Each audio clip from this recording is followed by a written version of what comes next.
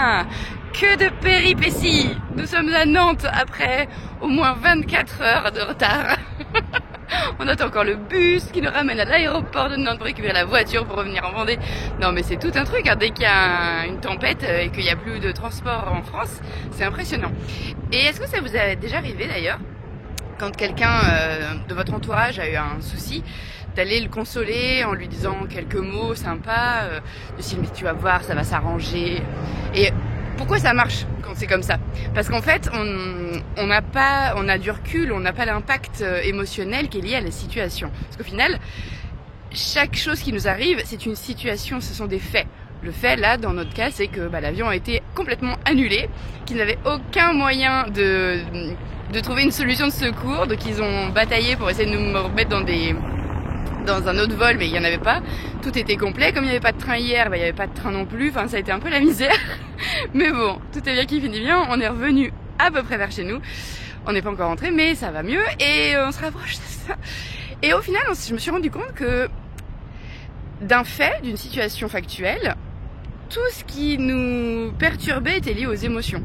C'est-à-dire que, voilà, moi typiquement, j'ai dû annuler 2 séances. Heureusement, il y en a une des 2 que j'ai pu reporter, mais je vais bosser demain alors que c'est un samedi. Après, mon amie, ma meilleure amie avec qui je suis partie, elle est directrice d'école et donc forcément tout son planning est à revoir parce qu'elle a la rentrée lundi et ça la met aussi dans la mouise. Pareil, son fils qui était en pleine révision, c'était la cata parce que ça lui décale toutes ses révisions. En fait, et c'est devenu tout de suite, et on a même vu une autre personne à l'aéroport qui s'est mis à crier sur les gens d'Air France qui essayaient de nous trouver une solution parce que elle avait un impact émotionnel hyper fort et c'était très désagréable même pour la dame d'Air France qui cherchait absolument à nous aider de se prendre cette rafale de fou, hein, voilà. Et on a tous des bonnes raisons de rentrer. Il y en avait une dame, elle était en train de perdre sa sœur, donc voilà, elle était en train de pleurer, donc j'ai fait une petite résolution émotionnelle à Charles de Gaulle. Mais en fait, on est tous impactés par des choses qui sont liées à nos ressentis, mais si on regarde les choses de manière factuelle, ça reste une situation. La situation, c'est quoi? Le vol est annulé, point final. Et si on arrive à ce moment-là à se détacher de tout ce qui est émotionnel pour juste revenir au factuel, c'est vrai que ça devient beaucoup plus facile. Moi après, c'est une question d'organisation et c'était bon, j'ai géré, j'ai dû déplacer d'autres rendez-vous, c'est comme ça, c'est pas la fin du monde. Si on arrive à relativiser et vraiment à voir les choses de manière factuelle, c'est comme ça que la vie, elle devient beaucoup plus facile.